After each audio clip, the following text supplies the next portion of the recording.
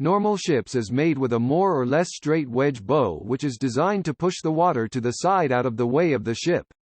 And that is fine because water will just rise up in a bow wave and get out of the way. However, if you take such a ship into ice it will encounter problems. Ice is quite hard and when you try to push it aside it will just crash into more ice and be prevented from moving. So icebreaker bows are not straight wedges but angled forward. So it does not push the ice outwards but rather down and out.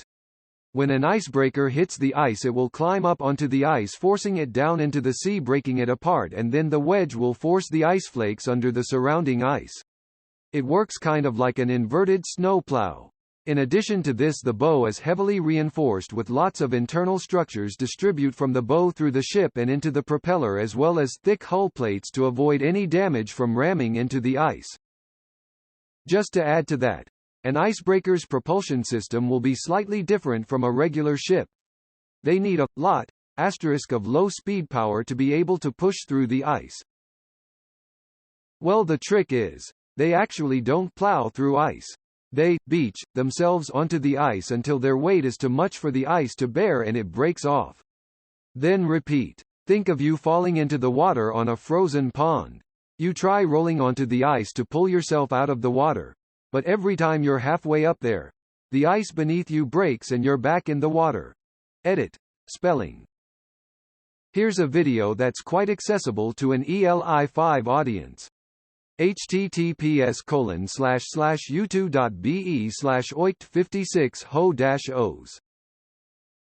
In addition to what others have mentioned, the ice-breaking ships have a bubble maker that blows bubbles under the ice first, which makes a pocket of air under the ice, which makes the ice a shelf that is easier to break than if it were sitting buoyant on the water. Thank you. I just saw a video of an icebreaker saving a stuck ship and I kept seeing the bubbles in front right before it moved and I had no idea. Thanks again. To add, it's a popular misconception that icebreakers thrust through the ice because that's how we see ships go over water. Icebreakers don't. They are designed to ride up on top of the ice and then their weight collapses the ice under them. They then ride up again and repeat. It's why they are rated for various thicknesses of ice, by how much weight they have and by extension how much the ice will carry before it gives way. Is there a maximum rating where it's not feasible to make stronger icebreakers? They slide on top of the ice like a walrus until it breaks from the weight. Normal ships can't do that. They would attempt to slice through the ice like an axe and fail. Scrolling through Reddit I found this. https://www.reddit.com/r/damn-that-interesting/comments/tpebman/icebreaker_rescues_stuck_medium Android_app and UTM_source equals share closing parenthesis about 3 seconds before seeing this post lol. This is amazing. They start out with an innocuous comment about the weather, and before you know it, they've stolen your girlfriend. It's just because of design. Ice-breaking ships are built specifically to do that. So their hull is stronger and shaped differently. They don't do it on other ships because it's really not needed. They have strong hulls and can go through some, but not as strong as icebreakers.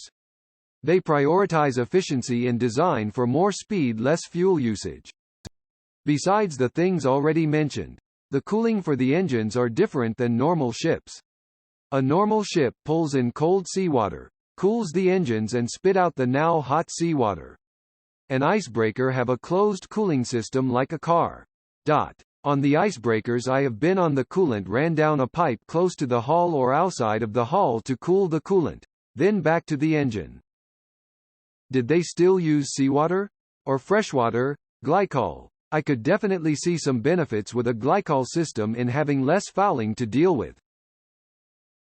https://www.reddit.com/r/specializedtools/comments/tpmkgn/icebreaker_rescues_stuck_ship https://www.reddit.com/r/specialized tools/comments/tpmkgn/icebreaker_rescues_stuck_icebreaker_rescues_ship/closing parenthesis and #x200b. This is how. Just happened to be in my feed today. A video could be helpful here as addition to what others has already said. https://www.reddit.com/r/damn-that-'s-interesting/comments/tpebman/icebreaker_UTM_medium=android_app and UTM_source=share. There are two kinds of icebreakers. One that moves up on top of the ice and breaks it down by pushing it down, and one that moves side by side, pushing it by tilting the ice down towards the sides. It has ballast tanks that propagates the movement. My grandfather was the navigator on this cruise shown at the beginning of the film. 1951 U.S. Navy Icebreaker Alaska Mission.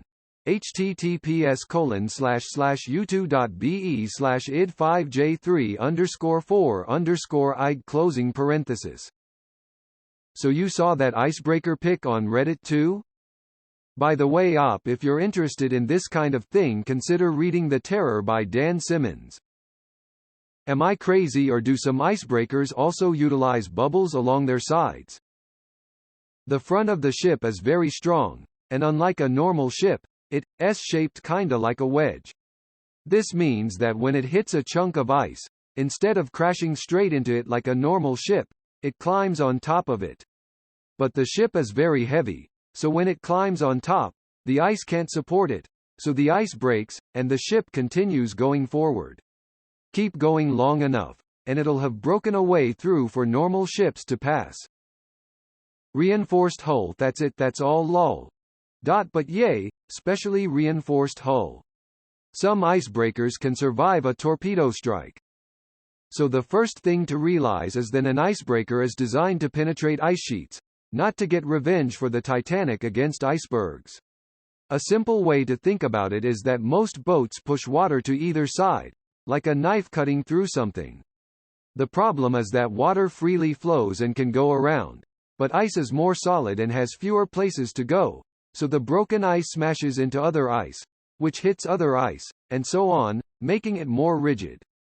Or for a visual, imagine the difference between cutting a block of cheese sitting freely on a plate and cutting cheese clamped in a vise so the slices can't peel away to the sides. So, how do icebreakers fix this?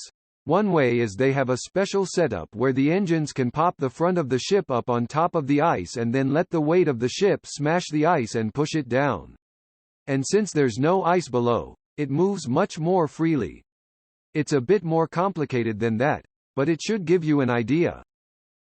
Thank you for writing this out. It's incredibly helpful. Sparkling Heart. Icebreakers are big and heavy, and the front of them are shaped like ramps, so they kinda ride up on ice they run into. They're heavy enough that they break the ice as they ramp up onto it. I sailed with Torbjorn. https://da.wikipedia.org/wiki/a553_c3%b8rn. The long story short is that icebreakers climb onto the ice and let its weight break the ice. I always thought the front of the ships had some of heat generating machines behind the hull that would warm up the front of the ship and help it break through the ice, but then I realized that's inefficient AF and I should probably stick to my sci-fi shows lol. Some icebreakers don't plow through the ice. They run up on top of the ice, then the weight of the ship breaks the ice. So they plow themselves up, not through. Oh, you saw that post? Here, https://www.reddit.com/r/damn-that-'s-interesting/comments/tpebman/icebreaker_stuck_ship/question mark UTM_medium=android_app and UTM_source=share closing parenthesis. Found this 2 posts down from yours. Lol.